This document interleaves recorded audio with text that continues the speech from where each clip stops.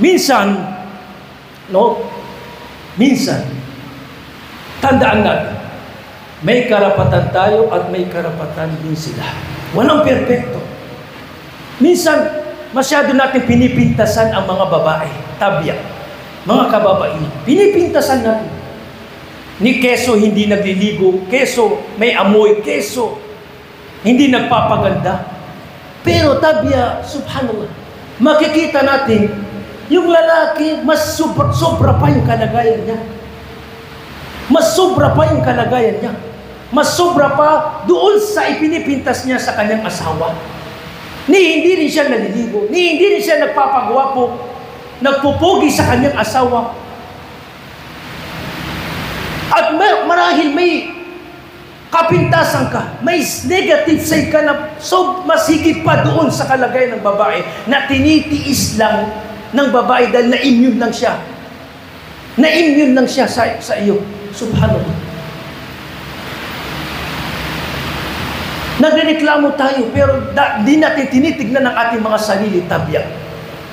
Minsan, nadadaya natin ang mga ilang mga kababaihan.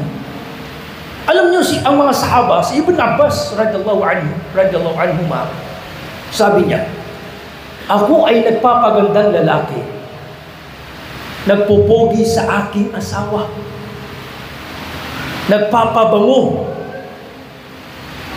yung kalinisan ay ginagawa niya ng katulad din ng inaasahan ko sa aking asawa na magpaganda, ayusin ang kasuotan o sarili. Dahil naunawa ako, sabi niya Allah, walahunna mithlu alladhi alayhinna bil ma'ruf. Karapatan nila, mayroon silang karapatan ng katulad din ng karapatan sa kanila ng kanilang mga asawa. Kung gusto mo yung kalagayan sa iyong asawa, maging ganun ka rin. Maging ganun ka rin. Tratuhin mo ang iyong asawa. Tratuhin mo ang iyong sarili ng katulad ng gusto mong tratuhin ka ng iyong asawa. Vice versa yan. Huwag nating tingnan na parang babae sila ang lahat na gumagawa. Wala tayong ginagawa. Dahil may karapatan sila, sabi ni Allah, ng katulad din ng karapatan natin. At sabi ng Rasulullah, la yafruk mu'minun mu'mina wa in kariha minha khuluqan radiya minha akhar. Ito yung pamantayan, sabi ng Rasulullah. Huwag wawasakin.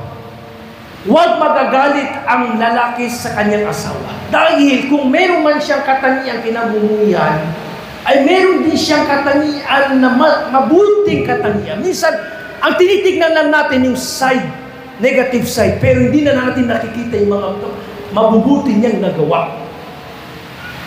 Kaya minsan, nawawasak yung pamilya. Dahil sa kulang sa pag-unawa.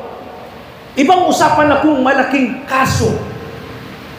Subalit kung katangian lamang o mga ilang mga kalagayan, minsan kinamumian natin yung isang bagay. Pero negative side, kinalimutan na natin yung mga pagmamahal niya, serbisyo niya, lahat mga mabubuti.